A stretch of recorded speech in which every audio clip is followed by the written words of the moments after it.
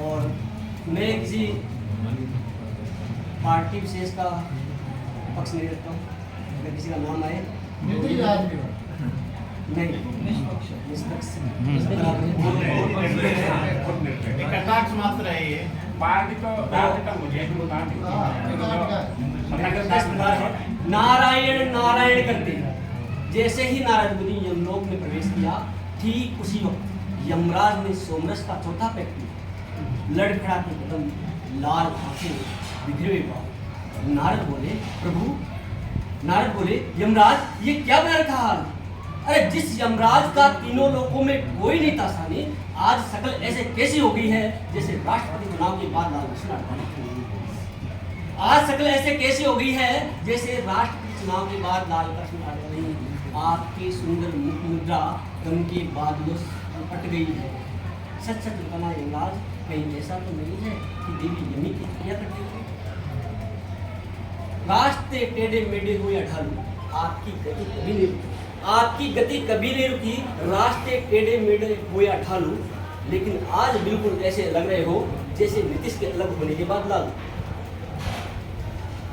यमराज बोले प्रभु ऐसी बातें करके हमें मत डराओ। आज हमारे अमित शाह बनकर हमारी नैया पार लगाओ। नारद बोले पहले तो तुमने खुद अपने हाथों से अपनी कब्र खोदी। संभलता तो नहीं छोटा सा यमलोक और समझ रहे हो खुद को नरेंद्र मोदी। यमराज बोले आज आपको क्या हो गया है? आपका सारा अलौकिक ज्ञान कहाँ खो गया है? जिंदगी खुद मेरे आंगन में बैठकर, जिंदगी खुद मेरी अंगुलियों पे नाचती है। साक्षात मृत्यु मेरे आंगन में बैठकर गरुड़ पुराण बाजती है, और आप मुझे तुच्छ मृत्यु लोक के लोगों का उदाहरण देके डरा रहे हो। कैसे कैसे नामों से परिचित करा रहे हो? नारद बोले यमराज, भोली जनता को तुच्छ प्राणी समझने की भूल मत करना, अहंकार को माथे की धूल मत करना। ये जनता है, ये चाहे तो गधों की किस्मत को भी सवार देती है, और अपनी पर आ जाए तो अच्छों की फीत उतार देती है। अभी श्रीलंका में हुआ है। ये वो जनता है, अगर ये चाहे तो गधों को किस्मत को भी सवार देती है, और अपनी पर आ जाए तो अच्छों की फीत उतार देती है। याद करो तुम खुद, एक नचेता बालक के सामने 100 डिग्री से एकदम कोल्ड हो गए थे, और सावित्री के एक यॉर्कर पर क्लीन बोल्ड हो गए थे। और कुछ बताऊं कितना पर्याप्त है? जनता की शक्ति तो पूरे ब्रह्मांड में व्याप्त है। ये मत समझ लेना कि जनता की शक्ति नष्ट हो गई है, वो तो आजकल थोड़ी सी व्यवस्था भ्रष्ट हो गई है। जनता की थ्योरी तो एकदम स्पष्ट है। और कुछ बताऊं? चलो छोड़ो यमराज, इन बातों को छोड़िए और बताइए आपको क्या कष्ट है? यमराज बोले प्रभु, जब भारतवर्ष से लौटकर यमदूत जीवात्मा जमा कराते हैं तो बड़ी बड़ी विचित्र बातें बताते हैं।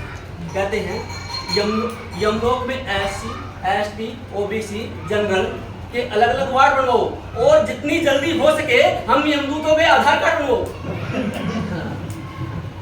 प्रभु कल एक यमदूत ने तो कमाल कर दिया, जैसे शांत गली में केजरीवाल ने बवाल कर दिया।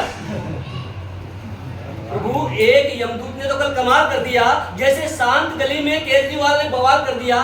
कहता है जीरो बैलेंस में हमारे खाते खुलवाओ, और उनमें 15 लाख जमा करवा के जीएसटी में रजिस्ट्रेशन करवाओ। यमराज बोले प्रभु यही चिंता मुझे दिन रात सता रही है, पता नहीं ये कौन सी आफत आ रही है। नारद बोले प्रभु यमराज इस स्थिति को संभालो, अब आंकड़ों के मकड़ जाल से अपनी नौकरशाही को बचा लो, वरना सब कुछ गुड़ गोबर हो जाएगा। और वो दिन दूर नहीं जब हमारा कर्मचारी इन आंकड़ों के मकड़ जाल में खो जाएगा। आप कम से कम एक बार भारतवर्ष घूमकर आइए, वहां के कर्मचारियों की स्थिति का पता लगाइए। अकाल, बाढ़, चुनाव, आधार कार्ड, जन पशुगणना, पता नहीं किन किन चीजों में अपना दिमाग खपाते हैं और वो काम तो कभी नहीं कर पाते हैं जिसकी वो तनख्वाह उठाते हैं। और वो काम तो कभी नहीं कर पाते हैं जिसकी वो तनख्वाह उठाते हैं। प्रभु अगर यही स्थिति रही तो हमारी नौकरशाही समाप्त हो जाएगी और कुछ होगा नहीं होगा। राजनीति को पता नहीं कब ये बात समझ में आएगी, लेकिन सरकार की नाम एक दिन जरूर डूब जाएगी, एक दिन जरूर डूब जाएगी।